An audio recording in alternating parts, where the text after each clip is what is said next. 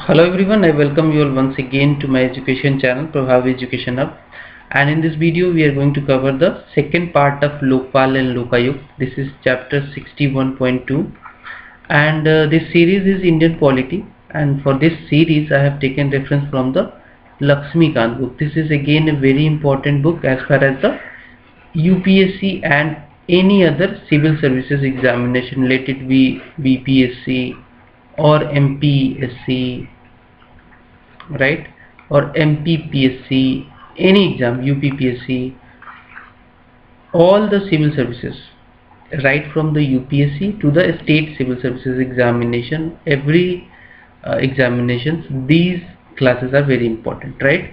So if you're new to the channel, then definitely you should subscribe and also press the bell icon so that you can get the notification of my latest videos as early as possible whenever I upload. तो point wise हम लोग पढ़ते हैं। पहले video में मैंने आपको global scenario बताया था लोकपाल एंड लोकायुक्त से रिलेटेड। ये एक ऐसा मैकेनिज्म है जिसको पब्लिक रिड्रेसल ऑफ ग्रीवांसेस कहते हैं।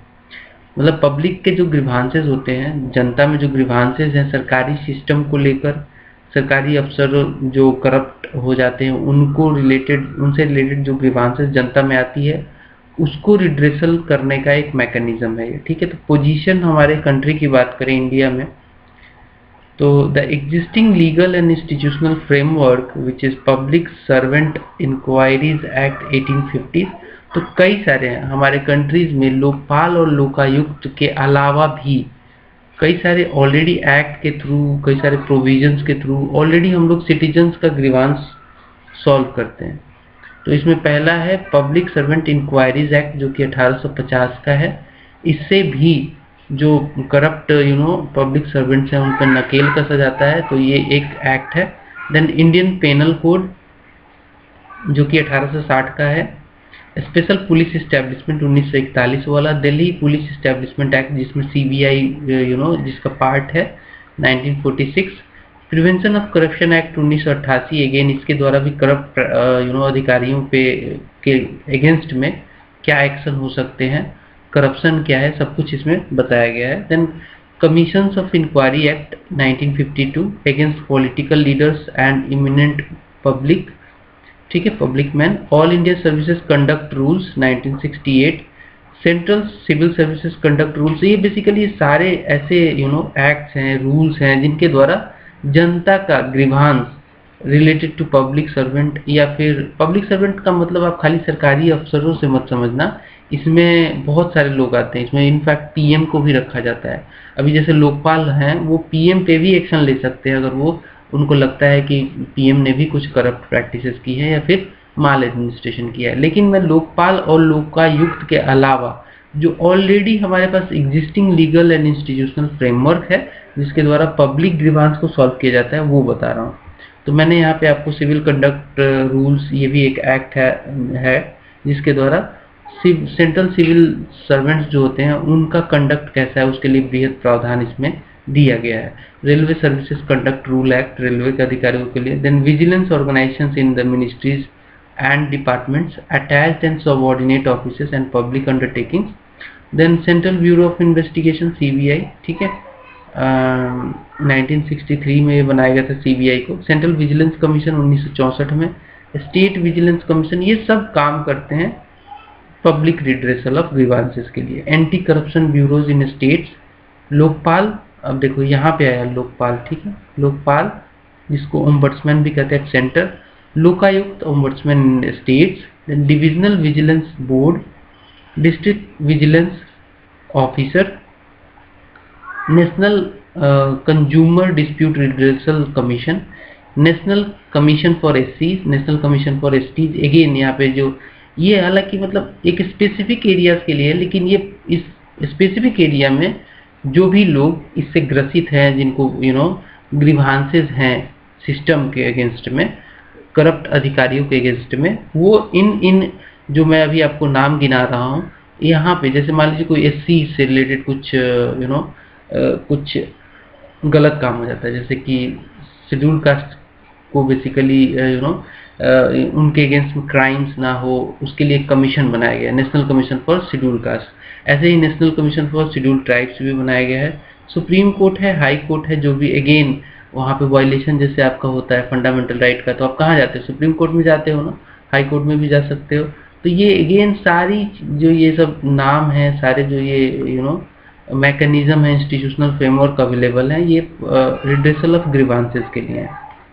Then Directorate of Public Grievance in Cabinet Secretariat 1988, then Parliament and its committees, file to field programme, ये एक ऐसा प्रोग्राम है जो केरल और कुछ साउथ के स्टेट्स में बहुत फेमस है, जहाँ पे एडमिनिस्ट्रेटर डायरेक्टली जाता है विलेज में, एरिया में, और वहाँ पे सुनवाई करता है लोगों की। वहाँ पे जो पब्लिक की ग्रीवांसेस होती है उसकी सुनवाई की जाती है, और ये बंदा जो है वो इमीडिएटली यहाँ पे एक्शन लेता है। जो भी करप्ट पब्लिक ऑफिसर है उसके अगेंस्ट में इमीडिएटली एक्शन लिया जाता है। ठीक है, नेक्स्ट है लोकपाल। अब हम बात करेंगे लोकपाल का इवोल्यूशन कैसे हुआ हमारी कंट्री में, उसको स्पेसिफिकली हम चर्चा करेंगे। अब सब्सिक्वेंट जो पॉइंट्स आएंगी उसमें हम लोग लोकपाल के कैसे इवोल्यूशन हुआ, कैसे हमारी कंट्री में लोकपाल आया, इसके बारे में हम चर्चा करेंगे। ठीक है, तो लोकपाल का जो जन्म होता है वो बेसिकली जन्म होता है एआरसी से। एआरसी को कहते हैं एडमिनिस्ट्रेटिव रिफॉर्म कमीशन, जो कि बैठी थी 19, यहाँ पे देख सकते हो आप पीरियड, 1 सेकेंड, ओके, आप यहाँ पे पीरियड देख सकते हो 1966 से लेकर 1970 के बीच में ये एडमिनिस्ट्रेटिव रिफॉर्म कमीशन बैठी थी। ये कमीशन इसलिए बिठाई गई थी ताकि जो जो करप्ट प्रैक्टिसेस जो चल रही थी एडमिनिस्ट्रेशन में, उसमें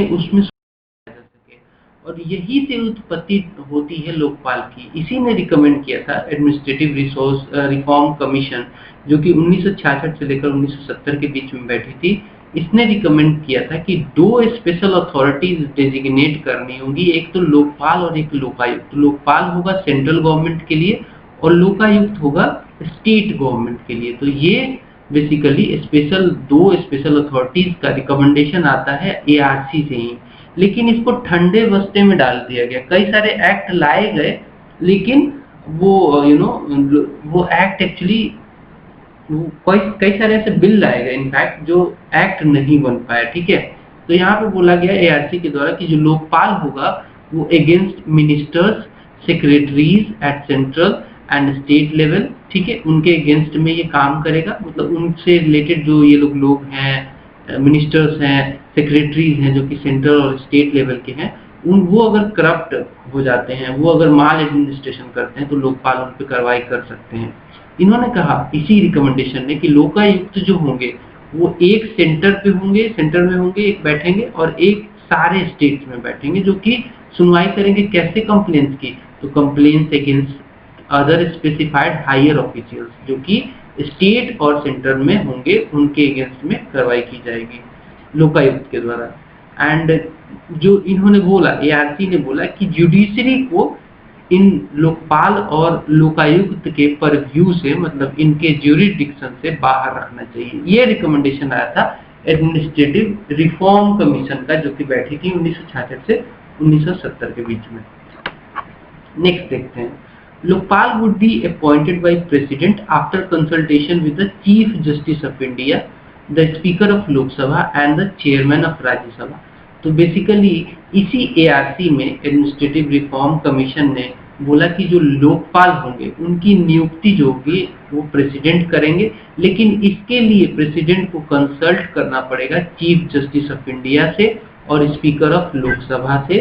ठीक है, कंसल्टेशन बहुत जरूरी हो जाएगा, और साथ में चेयरमैन ऑफ राज्यसभा, इन सारे लोगों से कंसल्टेशन के बाद ही प्रेसिडेंट जो है लोकपाल की नियुक्ति कर पाएंगे। आगे बढ़ते हैं, नेक्स्ट है, इसी एआरसी ने बोला कि इट ऑल्सो रिकमेंडेड दैट ये सारी कुछ फीचर्स होनी चाहिए लोकपाल और लोकायुक्त में। कुछ फीचर रिकमेंड किया था एडमिनिस्ट्रेटिव रिफॉर्म कमीशन ने, वो फीचर को एक एक करके देख लेते हैं। सबसे पहले इन्होंने बोला कि it must be independent and impartial. Definitely 100% होना ही चाहिए। इंडिपेंडेंट होगा तभी तो बड़े बड़े अधिकारियों पे काम कर पाएगा, नहीं तो काम ही नहीं कर पाएगा। इम्पार्शियल होना ही है, बिकॉज अगर ये भी इम्पार्शियल नहीं हुआ तो ये फिर इम्पार्शियलिटी को सामने कैसे लाएगा। इंडिपेंडेंट एंड इम्पार्शियल बहुत ही इंपॉर्टेंट सजेशन फीचर के तौर पे ARC ने रिकमेंड किया।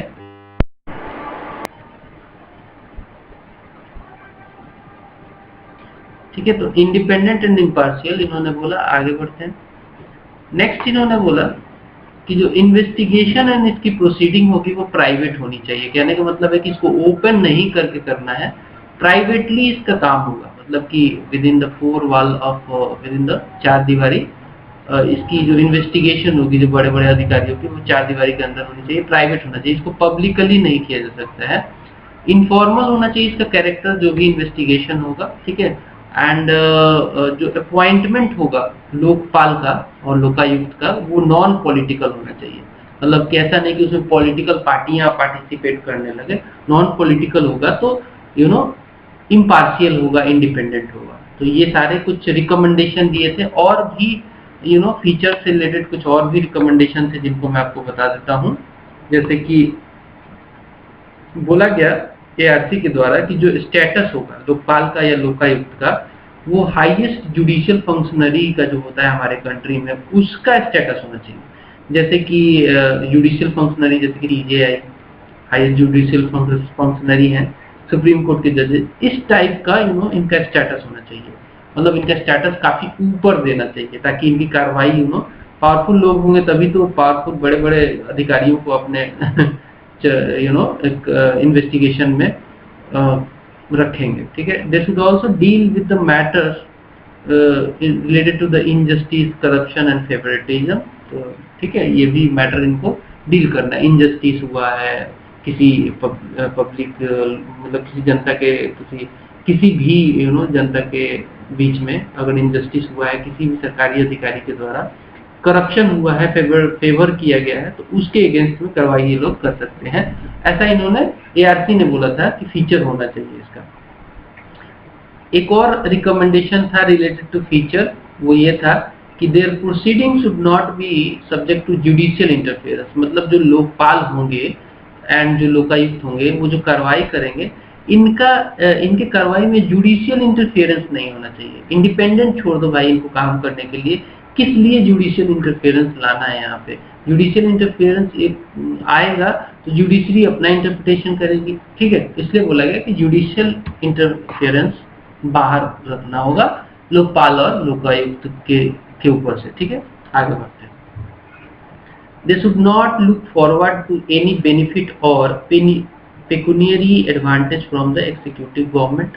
क्यों? क्योंकि बहुत इंपॉर्टेंट पोस्ट है। ठीक है, अगर ये एग्जीक्यूटिव गवर्नमेंट जो सरकार है, जो सत्ता में सरकार है, उससे एडवांटेज लेने की कोशिश करे, उससे बेनिफिट लेने की कोशिश करे, तो उनके ऊपर कार्रवाई कैसे करेंगे? ठीक है, तो ये बहुत जरूरी था, ये बहुत जरूरी था, ये फीचर का पार्ट होना ही चाहिए था कि ये लोग जो लोकपाल है, लोकायुक्त है, वो बेनिफिट किसी भी तरीके का एग्जीक्यूटिव गवर्नमेंट से या फिर एडवांटेज लेने की कोशिश ना करें। ठीक है, next, government of India recommendation को एक्सेप्ट किया। गवर्नमेंट ऑफ इंडिया ने जो भी ARC ने 1966 में, 1970 में जो रिकमेंडेशन दिए, गवर्नमेंट ऑफ इंडिया ने इनफैक्ट इसको एक्सेप्ट किया। ठीक है, मतलब कि गवर्नमेंट ऑफ इंडिया ने इसको एक्सेप्ट कर लिया, तो बिल तो आना ही था। लेकिन बिल जो थे कई बार इंट्रोड्यूस किए गए पार्लियामेंट में, 10-11 बिल इंट्रोड्यूस किए गए। ठीक है, लेकिन ये बिल पास नहीं हो पाए कई रीजन से। तब तक पास नहीं हो पाए 2013 तक ये पास ही नहीं हो पाए। फाइनली ये लोकपाल एंड लोकायुक्त एक्ट जो 2013 में पास हुआ, ये पास हुआ था 2013 में ही। इससे पहले बहुत बार ट्राई किया गया इस बिल को लाके एक्ट बनाने की, लेकिन पास ही नहीं हो पाया। बहुत सारे रीजन थे। फर्स्ट जो 4 बिल थे, देखो मैं यहाँ पे उन बिल का डिटेल तो नहीं बता रहा हूँ, लेकिन जो 4 बिल थे शुरू में, वो लैप्स कर गए due to dissolution of Lok Sabha.